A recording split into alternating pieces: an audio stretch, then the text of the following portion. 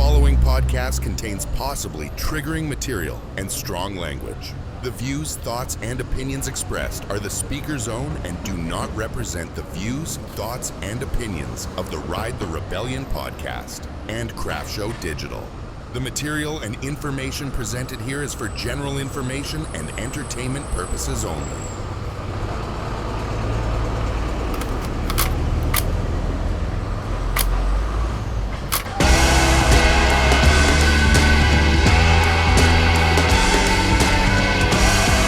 Well, this episode of the podcast is presented by COVID. Just get the freaking banner right off the bat.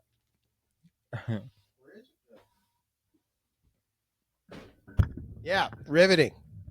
Came off of a shoot last week that we did. I had a little sniffle. Turns out it was COVID. We did the shoot anyway. And now, king of the South Alabama. Now he's king of the South Alabama COVID. I don't know if I have COVID. He has COVID. I mean, my son has the best quote ever. Nobody in our house has ever gotten COVID. Because you never tested. Right. He said, Dad, you can't get what you don't test for. It's actually a fair statement. So You can apply that to AIDS. never had AIDS either. This episode may be canceled pretty quick. Whatever. It feels like an F&L statement if there ever was one. Yeah. Oh, Lord. That's good. We're off to a banging start. Give us those banners right away. Oh, fudge. I forgot about that. We will get banners. Cock blasters. Will I give us a banner? Last week's episode got presented with a trophy. This week we're going to get a banner. It's like when I was a kid, I collected pennants. Shout out to all you sports fans that collected pennants. Anybody? Well, what about the Catholics? They also collected pennants. Pennants. Jesus. He's one of the pennants. Well, no, and the Jews just collected cents. Oh, my God. Wow. I Here we don't. Listen, first off, this episode is COVID blamed. Mm-hmm. COVID blamed. That was pretty good, though. It was good. That was a little alley-oop. That was like a little, dunk. it was like a rebound, half court, throw it. It just makes Dale slammed it. Yeah. That was pretty good. I've been sleeping for 2 days. So I'm good. Yeah, Dale's gassed. We also, I mean, in fairness, that was a hard shoot. So There's a lot of moving parts. We did. Those commercials will come out at some point. We shot on a 17K camera for any nerds out there that care about it. But Dale did a good job. That was a very hard shoot. We had a lot of components at play, so it was fun. But now we're both gassed, and apparently because of Paxlovid. Oh man, I hate those commercials, and I hate all of it. I don't miss the only thing I miss about COVID. And this is a rant about society. Before the secrets of the universe. The thing that I hate the most is everybody always says, you know what I miss most about the COVID time was like all of the slowdown and like how nice it was to just be with your family and like do what you wanted to do. Hey, news break, you can still fucking do that. Yeah. Like, no, I don't get why people, and last year, I think it was towards the end of the school year, I got pissed because every single day for like 2 weeks, after school, our kids had a presentation for this and that and this and that. And I told my wife, I was like, did we not learn anything during COVID? Right. Like, this is all unnecessary. We all lived without it for 2 years and we survived. Like, COVID should have taught us something and it didn't teach us anything. No, there's remnants of things. Like, I feel like the remnants are Walmart's not open 24 hours anymore. McDonald's closes at 10. That's all accurate. That's all the remnants. And we get this onslaught, because I know you watch what is yours that you watch the news live, which is just breaking Fox stories. Live. Fox, but it's Fox not Live. Fox. It's not Fox. It's not a conservative live. Yeah. They wear black hats on that show. They don't wear red hats. They just go to whatever's live breaking. And a lot of times it's like a car chase or a building on fire in Boston or whatever's big. Random. Yeah. But do you get all those Paxlovid and Pfizer? God, Pfizer must be spending so much money.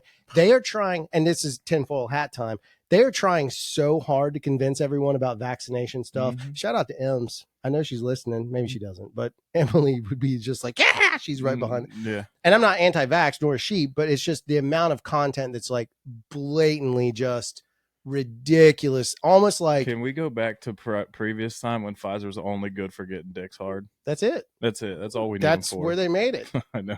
Now they make hearts hard. Oh God. Oh, that was too much. Now, apologies. Somewhere Chase Draper's laughing. Old Ducky's just up there laughing. Uncle Ducky. Just having a laugh. Quack, quack. That is a COVID quack. All right, we're gonna do sisters. Cheese wow. and crackers. We're We're going to gonna do do mysteries of the universe. I was going to say Sisters- secrets and mysteries combined to sisters. And it steps in Whoopi Goldberg with Sister Act 3. Welcome to syphilis of the universe. That is about what we give everybody. If you listening to this, you got syphilis in your ear. Oh my God. You're on a rampage today. Oh These my Lord. cold medicine, dude. My Lanta. All right, let me get the syphilis here. This is what happens when Dale doesn't get to have beer for a couple days. No, I'll get you a coin. Ooh. Oh, Wow, I do shots need a fired, coin. bros. I need a coin. Shots fired. As you guys can but see. you guys usually keep them all. Oh my God. Wow, we are just digging a hole, maybe a tunnel to another whole nother plane of existence. As you can see, we have our Secrets of the Universe handy dandy bag. I will draw my question, then give it to COVID boy so I don't recapture the COVID. Yeah. There you go. Let me see what we got going on. All right, here. So as you guys know, we draw one question each. We must ask How many questions? question. Hey, and we don't know these questions that lasted. Oh, these are fun. These are fun. Uh, I can go on rants. Oh man, I can't. I hope it is a rantable one. You need me to fill time. Fill time. Kyle Butcher did actually throw a question in there, but I forgot what it was. I could probably look it up, but shout out Kyle for listening and giving us a question. Kyle's always good about that stuff. Kyle lives down there in Florida somewhere. Oh god, this question is Oh, no. my own. It's gonna be good. Then that means the last two are mine because I don't think this looks like your very precise handwriting. Mm-hmm. Mine takes a little bit of a This- Jew whisperer. Go. You can do yours first. Okay, I here we think. go. First question on the deck is answer along at home if you'd like in the comments. That always makes it fun. What are your 3 biggest pet peeves? Ooh, Yeah, that's pretty good. that is good. You were thinking that day. I was wait to hear my question. I Oh got no! mine. Oh God! 3 biggest pet peeves, huh? Yeah. So I'm gonna combine one into a. I'm gonna do a work, a life, and a bike. Okay, that's good. I think that's a way to Those are kind of good, compartmentalize it. So the work one is a combo. Okay. I hate tardiness. Hmm. I can't stand it, especially because in our industry, in case you guys don't know, we use these things called call sheets. It gets sent to you. It basically shows what time you're supposed to be there. Hmm. What it doesn't have is what time we're done. Mm-hmm. We never put the done time and just the start time because I don't know when we're gonna be. We pay you for 10 hours, Mm-hmm. and if we go over that, we pay you overtime. So that's one of them. The second one is I hate it when people ask me, when are we going to be done? In the same. It's like the car ride. When are we Yeah. going to be there? When Yeah. we're fucking there. Yeah. I mean, I don't know. Yeah. Quick story. I was on a shoot. I won't say which agency. I don't think anyone listens to this anyway, but I was on a shoot with an agency and huge client for them. We were just hired as production back then and it was a Friday. Mhm. Fair enough. I get it. We're all tired on Fridays. It was a Friday and it was about 3:00 and all they had been talking about all day was happy hour because we were filming downtown. Mhm. Happy hour, happy hour, happy hour. Well, no one was paying attention to the shots. I wasn't the director. I was literally just the DP, meaning the camera operator, not Mhm. the double penetrator, Nah. Chase. And so all I was doing was filming. Well, the director had just kind of wandered off. No, He just man. didn't care. He cared about happy hour more than finishing the spot. So now I'm directing and DPing and producing. I put the whole spot together. They were big. They were a huge client. Mhm. So we're doing the whole thing. So after a while, when they kept going on, they'd go to the monitor. I'd hear them talk about happy hour. I'd be like, hey, what'd you guys think about that? They're like, yeah, it's fine. And I could tell they weren't paying attention. So I got into a rampage. It's one of the only few times I've become a total real douchebag on set. And I was like, again, just like that.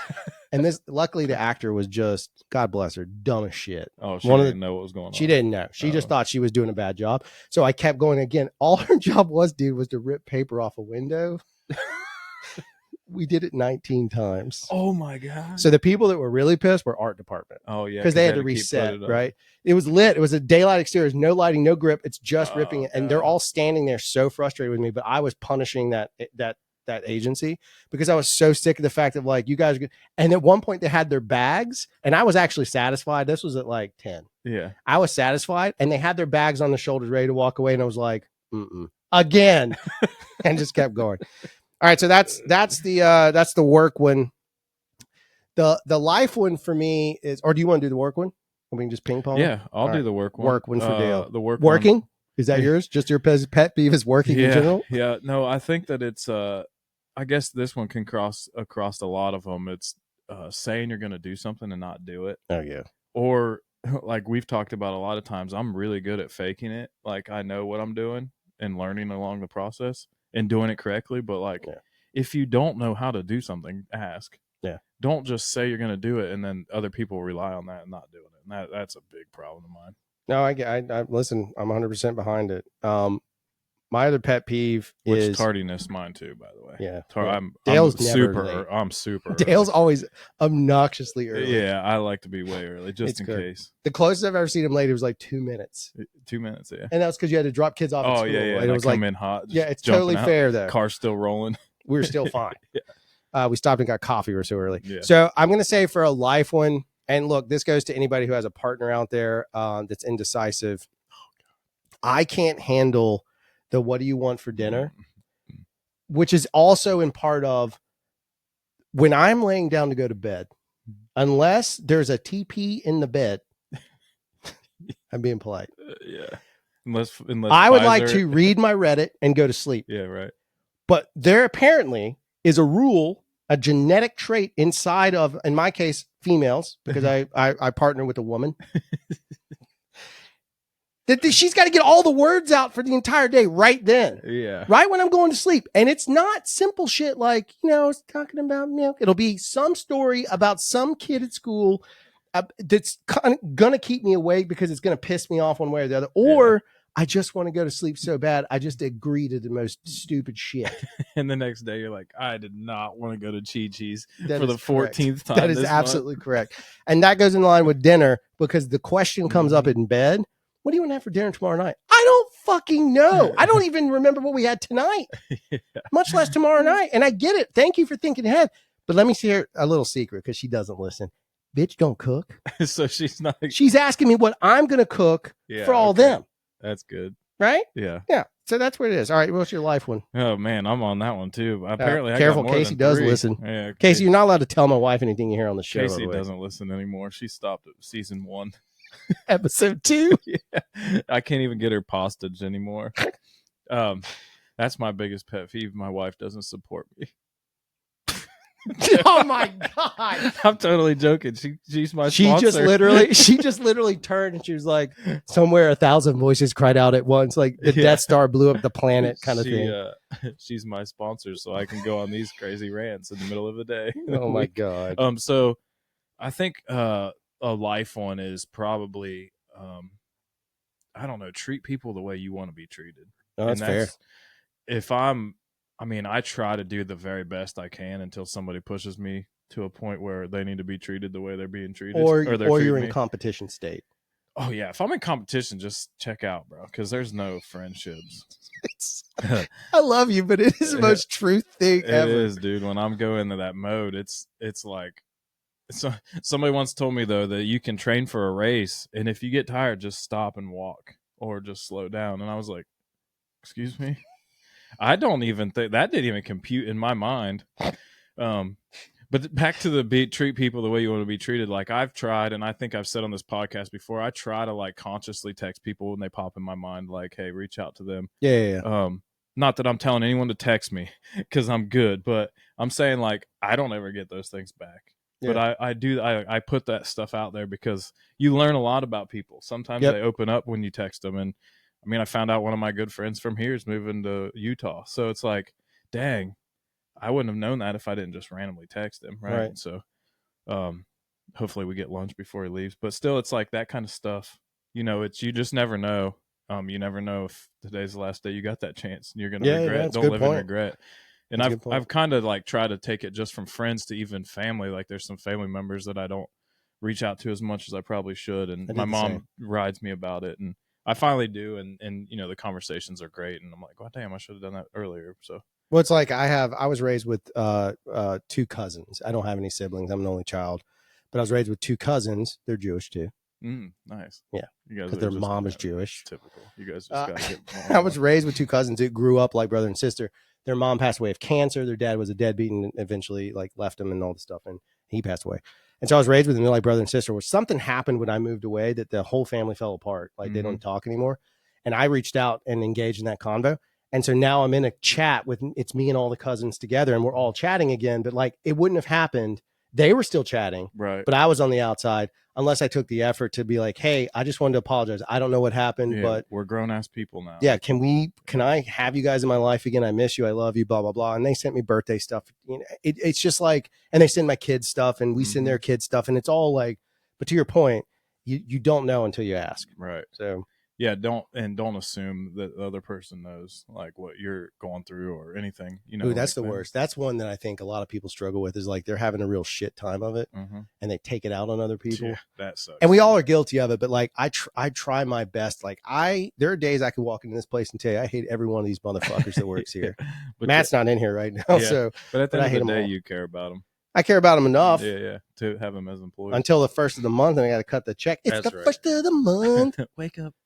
That song means a whole lot more to me now. I think that to that same point, like, don't assume like what their social media looks like is real life. Oh, dude, I wanted to. It's funny you said that. I wanted to make a post one day that showed like, here's a mountain bike video, and then showed that there were like 50 people to make that one shot of some dude barapping a berm because they built that berm. It took weeks to scout it. The dirt is placed there, and everybody just watches this shit and just assumes it's perfect. That's the same thing for everyone's life. Behind every social media post, there is like 50 lies. That's right. Right. Or 50 truths, rather. Right. That one lie is backed by 50 truths. You just don't get to see all that stuff for the most part. Yeah, you got to peel back the layers sometimes before you just take a different perspective. I think I've been using that word a lot lately, like to change your perspective on how you see something or how you think about something, and you could change your whole outlook on something. I don't know. No, it's true. It's very true. I think I was telling somebody the other day, I'm a year older. Dale's a year older this month for both of us. We're shout out to Emily and the Virgo squad, I guess.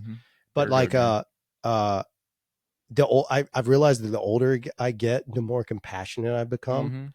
Like I start looking at things a little bit different. Now I'm also like more compassionate, but also quick to be like, this doesn't align. I'm out. Yeah. Right. Yeah. But I don't trash anybody anymore, except for on this podcast. But aside from That's this our podcast, job. this outlet, Yeah. like, that's all part of the gig. I was just telling my daughter yesterday, I was like, listen, you're going to go through life, because she said there was a girl that she's friends with that will ask her opinion of somebody so that she can go tell that person. Yeah. So I was like, oh, Avery, listen, there's going to be tons of people that come in your life like that, and they're toxic, and don't waste your time and don't get upset about it, because they're not going to be your friend long, and they weren't your friend to begin with. No, hell no. That's So just like trying to teach a teenager the stuff that we've already learned is nice. crap fish. It is nicer though being older, because we can pick and choose a little bit more. Like, dude, I don't have to talk to that fool.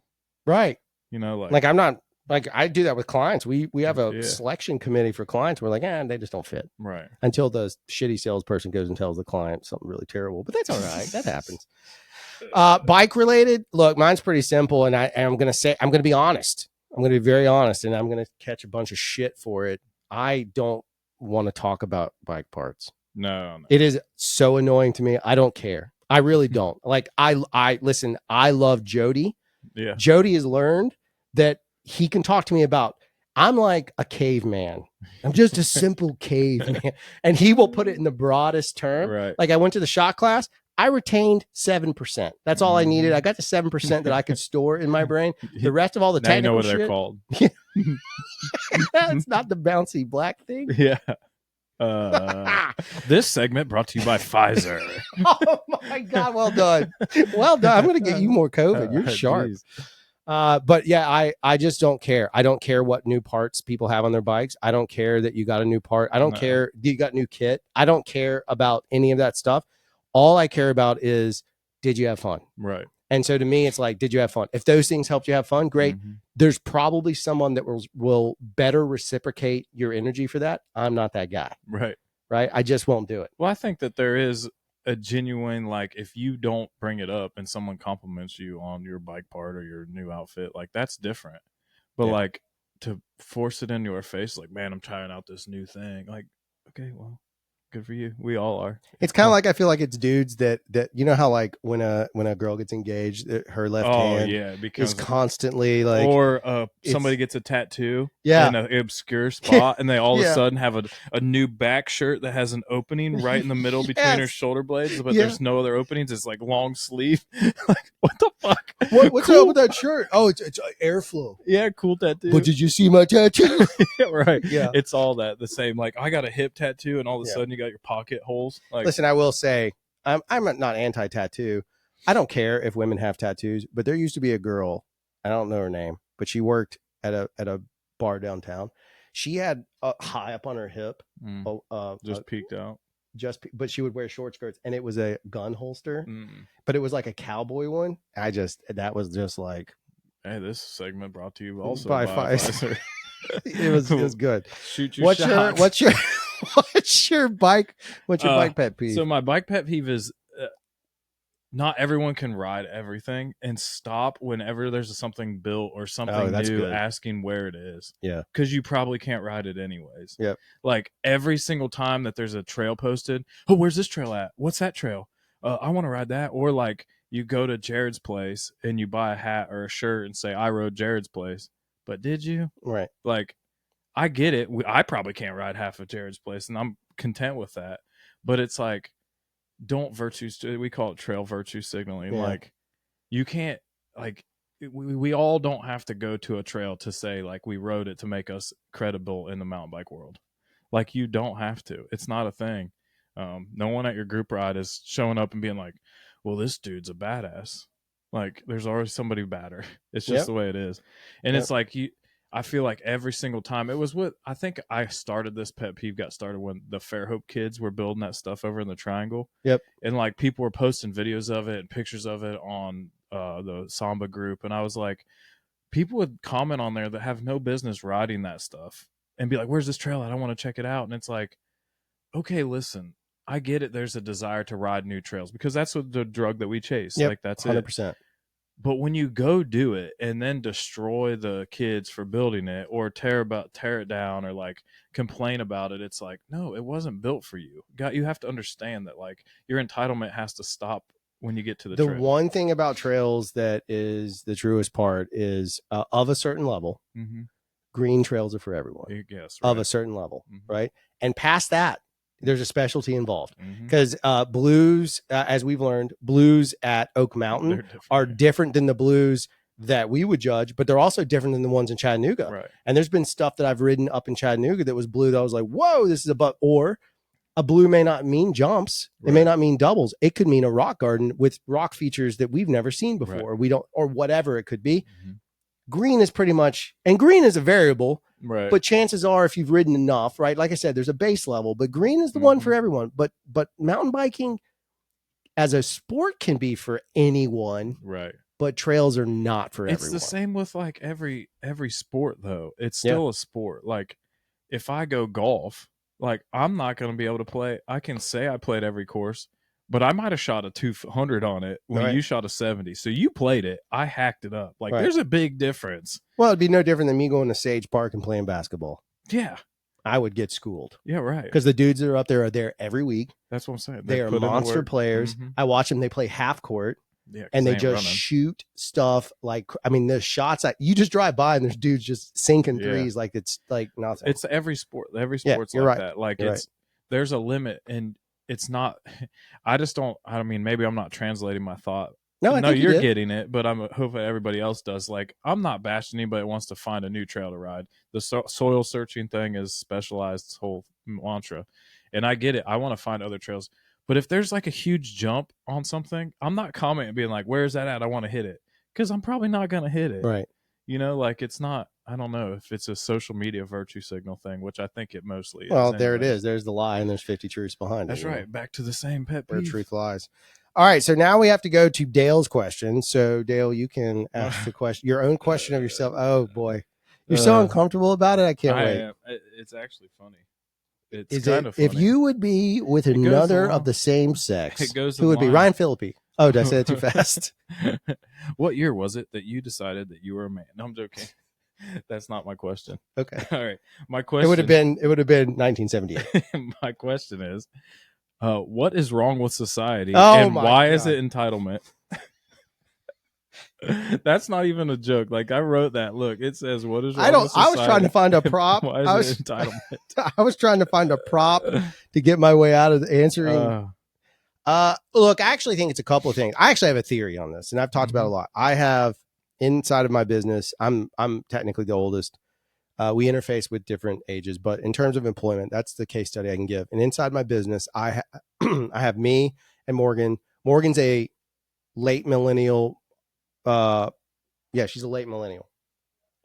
I'm Gen X. I'm at the end of Gen X. So I'm the Gen X sort of vibe. And I was brought up in a Gen X world. So my older friends are Gen Xers, and I understand that mentality. And my mentors, my bosses, were all Gen X, middle range Gen Xers, which were hard asses. They were tough. Right. Todd Hall, shout out to Todd. Like, he was a hard ass. So I grew up in that world. And then I look at the next bracket that I have is millennials. And I have 2 millennials, and I have Matt and Justine. And they're almost the same age. And they're both millennials right in that square spot. And then I have the young boys. And so I have young boys that are kids that are Gen Alpha or whatever it is. Yeah, Gen, what are they? No, Gen. No, they are Alpha, I think. Meta. Gen Y. I don't even know. I don't know who it is, but they're the whatever the below the millennials, Gen Z millennials, or that same thing. I don't know. But then I have kids that are in their 20s, like early 20s, and I've had employees in that range too. So when I look at them, here's what I've come to terms with. I feel like the boomers are the problem. No offense, but the boomers are some of the issue, because the boomers said, hey, we have this work ethic. They worked really hard and they want to keep everything. So they're kind of hoarders, right? Or expect you to work as hard as they did. Correct. But time has changed. I just heard someone talking about AI, and it was a graphic designer who is like a 55-year-old graphic designer. He started in graphic design pre-computer. So this is back in the day where you had to literally cut stuff out and hand draw. So if you were making a magazine ad, you'd have to cut out the photo and glue it. It was that was a job. Just someone's job was I forget what it's called. It was like placement or pasting or whatever. But their job was paste. Well, then computers come along, people are like, that's the end of the industry, blah, blah, blah. Right? Because those people were hoarding that position. It's the exact same thing that's happened. So then you have you have Generation X. Generation X is the first with computers being part of our daily lives, and we've learned from it. So we're in that hybrid phase. We have this 50% work ethic, 50% party ethic, because we see that benefit. The problem was the older Gen X parents, they're the ones that gave birth to millennials, right? Well, because they got their balls beat so bad and were crushed on so hard and just beat down by the boomers, that they turned around and like, I don't want my kids to have to be that way. So they just were like second place trophies, which creates a sense of entitlement. And they made them, these kids didn't have to have the same experience. So in some ways, it's not their fault. They can make better choices, but it's not 100% their fault. And that's what gave birth to that. Those kids need a lot more reinforcement, a lot of pats on the back. They want you to know that they did the job, not we did the job. It's very individualized sort of stuff. Then you go to the generation below that, and here's the hope. The generation right below that, those kids work hard, at least the ones we've dealt with. There's some that are garbage. But these kids work hard. They take ownership of what they do. They understand the team ethic. They put in a work ethic that I have never seen in my entire life. They obsess over it, which is incredible. But they're almost like they're in that space where they're tradespeople again. Yeah. Like, it's like they understand that and I can only speak to my work life scenario. I don't have any kids that age, but they understand the trade value of it. Hey, I want to work hard and make money. Meanwhile, like what I see from the millennials is I deserve money. Right. Like, where's my money? And that's the influencer culture and all that crap. We're the Y2K generation. It's exactly right. So it's like not all of you guys. Right. I think the closer you are to Gen X, the less that happens. Yeah. But I do believe it's part of that. And it was part of the culture that brought you up. So you can't deny the culture side. That's my side of it, is every generation. And then at some point, the millennials are going to look back and be like, I'm telling you what, those Gen Alpha kids or whatever that our kids are, man, they don't care about anything. And it's because we, made decisions that affected them. I think that's where it comes from. I don't disagree with you at all. And I've actually, I've had this working theory that I've said to some people in the past, and I even talked to my grandma about it at one point before she passed away. And I thought that all of what we see now is a product of the Great Depression. Yeah. Because like my grandmother grew up during the Great Depression and didn't have anything. So she wanted her kids to have a little bit more, and then they didn't have much. So they wanted their kids to have a little bit more, to the point where how much is too much? Like now the kids don't have to do anything and they have everything. Yeah. So to your same point, I think that's, the boomers were the first kid generation from those. Well, they also were the ones that were in power. It was boomers and Gen Xers that were in power when the stock market blew up for tech in the 90s, 92 and all that. That's when everything blew up. And if you look at that economically, huge spike. So now people are coming off the Depression. And the Great Recession, the recession side of things with Carter and all that stuff. The Carter side of it. And then it gets even crazier and now there's all this money, and that's where the .com boom happens.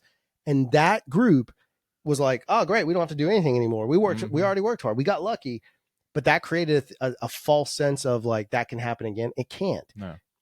It's the same thing. I have a dear friend that loves Bitcoin and NFTs and all that crap. Look, invest in it all you want. At the end of the day, it's so volatile that yes, there's going to be millionaires. But then I've seen stories of guys that had that money, or people that talk about selling Bitcoin at $2,000 and they had like 10 of them. Like, oh, cool, you got 20 grand. It would have been worth over 100 or a couple million at that point. Right. I don't know, 10 million. So it's that like it's just a different. Well, I think type of scenario. between that whole thing, like that part, there's a lot of snowplow parenting now, where you just push everything out in front of your kids and they never get hit with any adversity whatsoever. Those kids are going into the workplace, and you know that you've tried to work with some of them. Yeah. So it's like that's a problem. But I also honestly think that social media is a problem, because social media and marketing is based solely around you, constantly you. So you put that phone down. So pick up your phone. You're probably on it 9 hours a week or a day or something crazy like that. Everybody is. So you put your phone down and you go outside into the real world and you're like, wait, those people are in my way. Well, I can just blow right through them. This is all about me. It's about me. It's about me. And social things have fallen off because of it, and everything. Social media can be used properly. It can be used to compliment someone. It can be used to connect with someone you otherwise wouldn't call, or you don't have a connection with, things like that. But there's also a disaster to it, where it's like, man, you're just constantly in your own space, and it's creating such entitlement. Like, I saw a post the other day. A lady tried to take her kid to a private school, 3 years old. I saw this. Didn't get in. And then everybody's like, well, blah, blah, blah, blah. And I saw a friend of mine that I'm friends with. He's crazy in a lot of things that he posts. I'm like, damn, dude, that's too much. But he said, he goes on there and he was like, lady, the kid's 3. Are you going to do this its whole entire life for every single time you don't get your way? Like, what are you teaching that kid? Yeah. And everybody's like, oh, it's a blessing that you didn't. It's like, no, you don't have to go on there just to get reaffirmation for your negative, and that's all social media does. It just, one of our friends, the Todd, learned about it. We talked to him about it, how like life is an echo chamber for your thoughts and opinions a lot of times. So like, if you live in that space, like if I think that Nirvana is the greatest band ever and I put that on social media, guess what I'm going to live in the rest of it? Well, listen to the experiment of it, right? So a couple of weeks ago on the show, we talked about watching body cam videos. Yeah.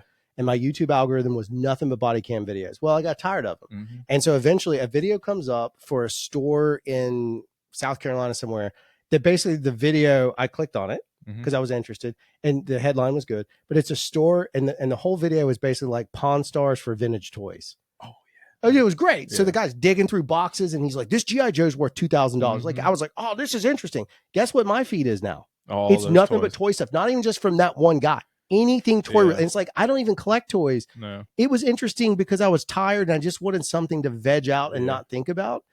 And so now I'm fed that. That's exactly what the algorithm does. People don't realize it. Right now, there's my friend Doug, who is Doug and I are very different. He's much more liberal than me.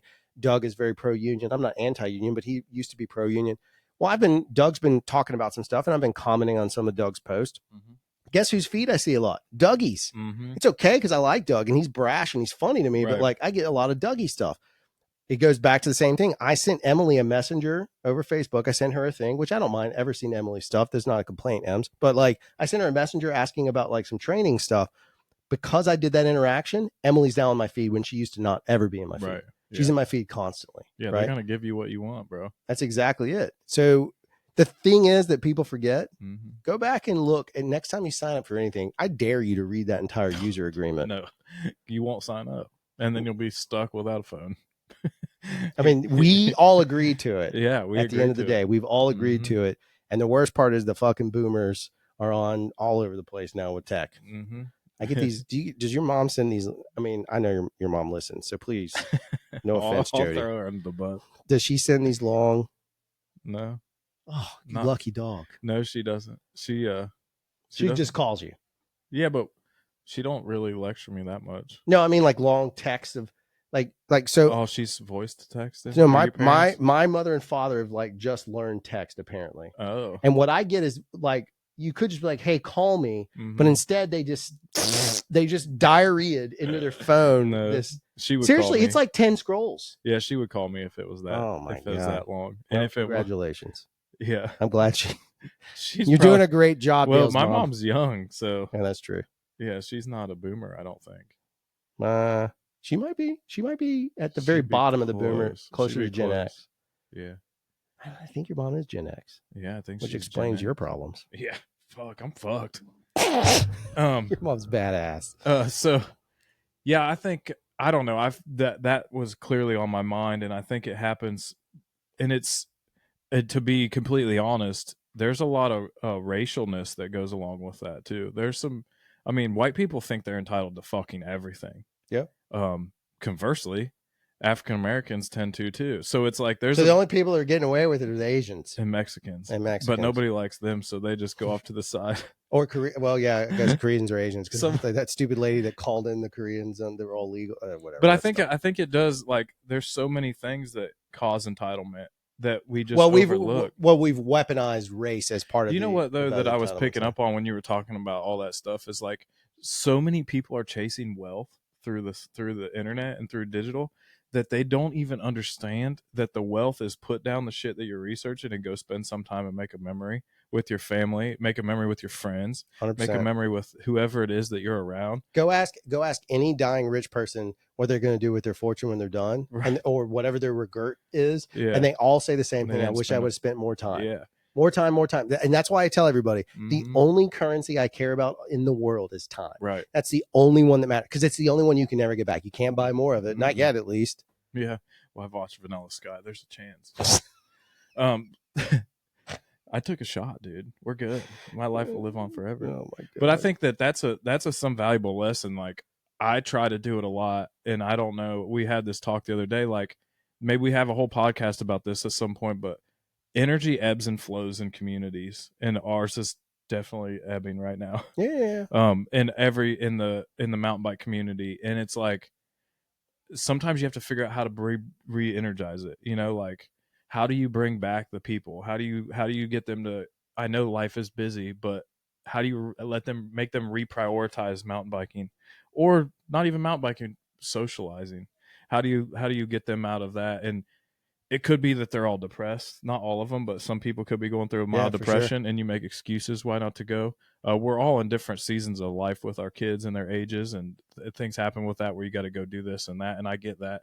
But I think that you make an excuse 1 or 2 weekends, and then all of a sudden it's like, well, I can just skip it. I haven't been there in a while. So to your point, though, I think the real danger that I've always noticed in that is it's not even directly mountain biking related. I think it comes down to the fact of like if people have something that gives them a release and they drop that, Mm-hmm. then I've seen the damage that can cause. Right. No, So for me, it's like if mountain biking was that release for you, great. If you found a new one, great. Right. Like if you, whatever it is, but my concern is like mental health to me is very important. Mm-hmm. The mental health side of it. If you do not have an outlet, not video games, not on your phone, I'm talking about if you do not have studies show it needs to be a physical outlet. Right. So you need some level of, and more of our jobs, because they're not trade craft as much anymore, are sitting at a desk. Right. Todd sitting at a desk. Damn, Todd. Yeah, calling him out. No, he plays music. Hey, but like Todd ruined lightsaber night, so he gets it. So if you are going to get, I mean, that's the thing is it's more concern of like, you need that physical side of it, that social aspect that helps it, keeps it encouraging it, and keeps people going. It doesn't matter. You can just go to the gym. It doesn't really, but some side of that is absolutely crucial. So, I mean, you're not wrong. In Todd's defense, he's been running at lunch and stuff, so he's been going Todd hard. looks good. He's lost a bunch of weight. Yeah, he's going hard. He's going hard into the paint. He's going hard. Thinner. Speaking of that, this brought to you by Viagra. Oh my God, that was well done. So yeah, I don't worry so much about, like, of course I'm selfish and I want people to hang out with and ride with, but I'm also worried like, hey, you guys were all here and now you're not. Like, is everything okay? Like, do I have to text everybody individually and be like, hey, we're going to ride or we're not going to ride? We're going to go take chairs in the woods and we're going to sit out there and enjoy the nature on a Sunday morning or a Friday night or whenever it is that you're going to do it. And this doesn't go for just our community. This goes for every community. Like, people always say, and I've said it on here a million times, like, people come into this sport or any hobby all gung-ho and they want to do it really hard. And I always say, like, cool, tell me about it in 3 weeks, because a lot of times it's not the becoming a burnout habit. happens. Yeah.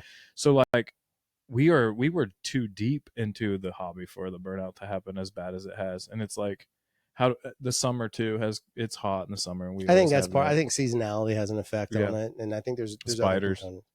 Yeah, other good shit. God, the fucking spiders. And I mean, I know, I get it. People do different stuff, and I'm not blaming anybody. I'm not saying anything. I'm just saying, like, how can we help? How can we like help Yep. each other be better? Yeah, I don't know. I think it's a good question. If you guys want to answer it, throw it in the comments. I think everybody has an opinion on it. I think the hardest part to answer that question is to get people to say the most honest thing, because it could potentially, in some ways, out them as being weaker when they're not. Right. It could out them as, or not out them, but it could hurt someone's feelings. Mm-hmm. It could, but whatever. And I told you this the other day. I said, I think the biggest problem is when in any sort of community, when there's a group of people that move to a certain level and others, and I'm not ranking anybody. I'm not saying I'm in this group, but some people excel to a certain point, whether it's riding more miles or hitting bigger, if using mountain bike, for example, hitting bigger jumps, Yeah, or you go from the green or trail to the traveling. blue. Yeah, or travel. Or being able to travel more Mhm. often. There is a point in which like other people start to feel diminished out, and then they're like, well, I'm not part of that group. I can't keep up. I'm not going to be in it. And the same thing I told you is that's when you have to go back and look at like, what's the core principle? Mm-hmm. And it goes back to some of the stuff Amber said. The core principle is what matters the most. The mission creep, right? Go back to the mission. What is the mission? If the mission is dudes and girls and people on bikes in the woods having fun, then what's fun? Mm-hmm. Not just for you, Right. but you have to look at what's fun for everybody involved. So to your point, it goes back to, again, what Amber said. It comes down to leadership, and Right. it comes down to like, hey, you know what we're going to do? We're going to do this. We're going to do something no one's ever done before. Jank Fest. Yeah. Not a plug for it. It's coming up on December 5th through the 7th. There you go. But Jank Fest, it's something no one's ever done before. Jank Fest isn't about riding. No. Jank Fest is about hanging out. Can you ride your bike? Sure can. Can you just walk, Toby? You sure can. He was injured in fairness. That was a low blow.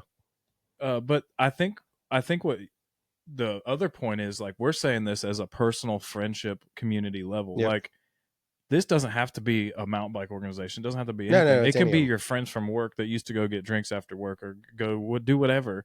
But I think what happens in the mountain bike world, and this is what I've noticed, mountain bike organizations think, oh, we need more events. We need more races. We need more cookouts. We need more trail work days. We need more and more and more and more. Then it just becomes event fatigue. And then it's like, well, they got 4 this month. I'll choose 1. And then all of the numbers go straight down. They could also say, we need more kids. Yeah. And I don't want to be around kids. That's right. Yeah. I have kids. I want to be around adult children. Or they could just have a women's festival and then all the men will show up. Yeah, boy. Listen, I'm still hoping that we get Skankfest. I know. I think it'd be gold. Well, I'll just have a little section at Jankfest. I'll make a logo. Listen, you know what my wife did? My wife has a yurt. Yeah. Oh, yeah.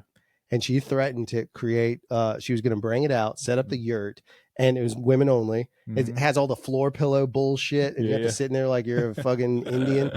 And you go in, and she was No offense to Indians, how they No, say. that's how they sit when they eat. I'm not being I rude. That's know, a cultural you thing. just That's like, like a fucking Indian. It's funny. I'm I'm not talking about Native Americans. We don't say that. We say applesauce no. crisscross. Yeah, fuck Indians. Yeah. Not Dang. Native Americans. Yeah. Yeah, fair. But they were gonna have like charcuterie, Oh, and it was God. gonna be all bougie like girl stuff. I was like, that's fucking genius. It If would you be want to set funny. it up, Yeah. I will help you do it because I think that's amazing. But if they do that, I'm gonna need a vinyl sign made Mm. just out front that just says Skankfest. Yeah, that's awesome. And And I then we think can that's even rad. advertise for Bumps event next September. Oh, that's pretty clever. Yeah. Yeah, should we get a yurt? Answer that in the comments. Would you Yeah. like a women's yurt? I'll make it happen. Yeah. I literally have the yurt, Yurt it up. and then we'll have charcuterie. I'm Sure. mad about it. I like it. There's definitely a euphemism in there somewhere. Shark coochie. Yeah. We're still I think I'm done. Okay, thinking what's the about Jank items. Fest status? Just again, so everybody Oh, hears it. December 5th through the 7th. How do people join? Oh, well, if you haven't gotten an invitation, which you haven't because I haven't sent any of them out yet. If you haven't gotten an invitation, you will. If you don't, then reach out and let us know if you want to come, and we might put you on the guest list. Yeah, it It's is. like- It is capacity, so Yeah, people so do understand. That's why it's not an exclusionary thing. No. It's we don't have a bunch of space. And it was a test. So the first one was like really small, like just invite the people we know because we don't Mhm. know how this is going to go. Like, And then it was like, oh shit, let's expand it. And so more people came and it was great. And then now it's like, okay, we have a capacity. There's Right. only so many people that can not only just camp there, there's only so much traffic the road can handle before we're all just yeah, stuck if you in the come, woods. if you plan on coming, hopefully you don't have a lowered car, Justin. Yeah, no, he's gonna get his brother's truck. Yeah, his slowed down because he bought a Porsche and he joined a different club. Yeah, that's true. Yeah, we're not cool enough for that club. All right, well, that's gonna do it for this episode of the Ride Rebellion podcast. Just remember what Pfizer says. Get hard or die trying. Oh my god.